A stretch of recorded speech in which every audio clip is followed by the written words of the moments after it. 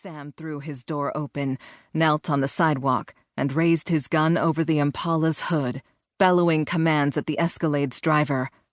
She called out to Castillo in desperation. "Run!" The black SUV slowed next to Castillo, who seemed paralyzed with fear. The passenger window buzzed down, and a rifle barrel poked out. Veranda's pulse thudded in her ears. Time expanded, then contracted. She fired, aware it would do no good. Rounds pinged off the Escalade's armor plating and bulletproof glass. Too late. The sound of gunfire spurred Castillo to action. He reached for his waistband as the staccato burst of 4 rapid-fire shots cracked the air. Castillo jerked as each rifle round drilled his chest. A spray of blood exploded across his white tank top as the high-powered ammunition tore straight through his torso. Arms flung wide, he crumpled to the ground. The Escalade peeled out, dark smoke billowing up from its shrieking tires. Sam stood and took a step toward Castillo's inert form. She shoved her gun back in its holster. "Get in the car, Sam!" Sam turned toward her. "What about Castillo?" 4 shots center mass from a rifle. She shook her head.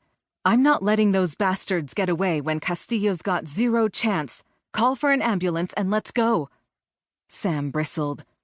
"We've got a victim over there who—" "That's a Villalobos cartel battlecruiser lined with steel plating," she said, cutting him off. Sam was the most senior homicide detective on the department, but he didn't have her background in narcotics enforcement or her knowledge of the enemy.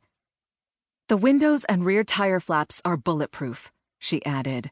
"It's got enough firepower to destroy downtown Phoenix, and that's where it's heading." Without further objection, Sam hooked a hand on the doorframe and swung into the passenger seat. He grabbed the mic from the radio mounted in front of the center console. She let Sam deliver instructions to the dispatcher and responding police personnel while she considered their options.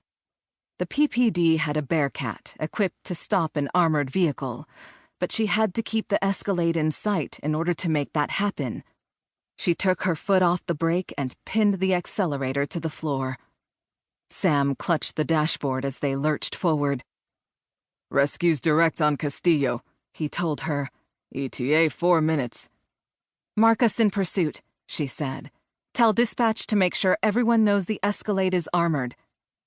The Impala was faster and more maneuverable than the top-heavy SUV, allowing her to whip around corners as Sam gave rapid-fire updates over the radio. They headed out of the low-end district, with its abandoned stores, and into the busy downtown area. Lunchtime on a Thursday, the streets would be crowded with pedestrians and cars. Apprehension knotted her stomach as she imagined progressively worse potential outcomes.